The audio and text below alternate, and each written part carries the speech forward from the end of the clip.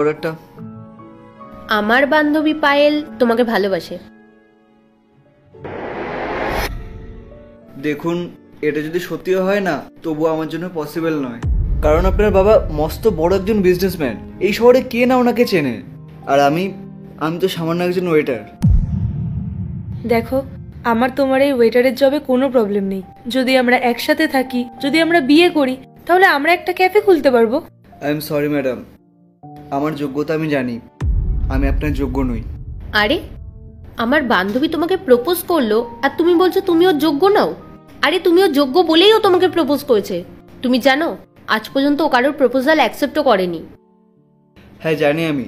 আপনার এখান থেকে যাওয়ার পর অনেক ছেলেরা আসে যারা জিজ্ঞেস করে যে উনি কবে আসেন, কখন আসেন, রোজ আসেন কি না। দেখো, এসব বাদ দাও। তুমি বলো, তুমি কি পায়েলকে পছন্দ করো? বলো। হ্যাঁ করি। আমি জানি না কেন আপনারা দুজন যখনই এখানে আসেন আমার সত্যি খুব ভালো লাগে, আর বিশেষ করে আপনার বিহেভিয়ার এত ভালো যে যে কেউ আপনার প্রেমে পড়ে যাবে। কিন্তু আপনার বাবা এত বড় একজন বিজনেসম্যান, আমাকে কি আদৌ মেনে নেবেন? ওসব ছাড়ো, ওটা আমার কাজ। তুমি বলো, তুমি আমাকে বিয়ে করবে? হ্যাঁ করব। হ্যালো বাবা। হ্যাঁ বল মা। বাবা, আমি তোমাকে কিছু বলতে চাই। হ্যাঁ বল, কি বলবি? আমি একটা ছেলেকে খুব পছন্দ করি বাবা, আর আমি ওকে বিয়েও করতে চাই। ঠিক আছে মা। শুধু ঠিক আছে? জিজ্ঞেস করবে না ওই ছেলেটা কে, কি করে, কোথায় থাকে? পায়েল, আমি তোর বাবা হই, আমি সবই জানি। আজ পর্যন্ত তুই আমার সাথে কোনো ছেলেকে নিয়ে কোনো কথাই বলিসনি, কিন্তু কিছুদিন ধরে তুই একটা ওয়েটারের খুব প্রশংসা করছিস আমার কাছে।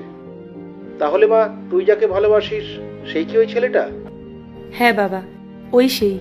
বেশ, আমি রাজি আছি মা। কবে দেখা করাবি বল? খুব তাড়াতাড়ি।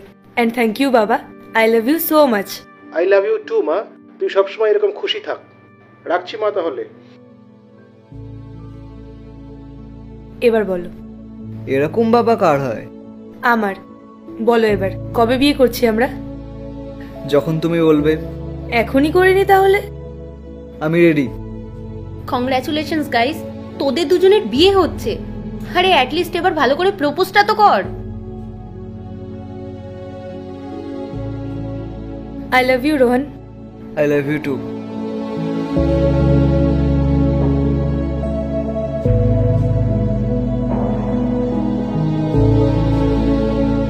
পার্ট 2 দেখতে সাবস্ক্রাইব করুন W Short 07।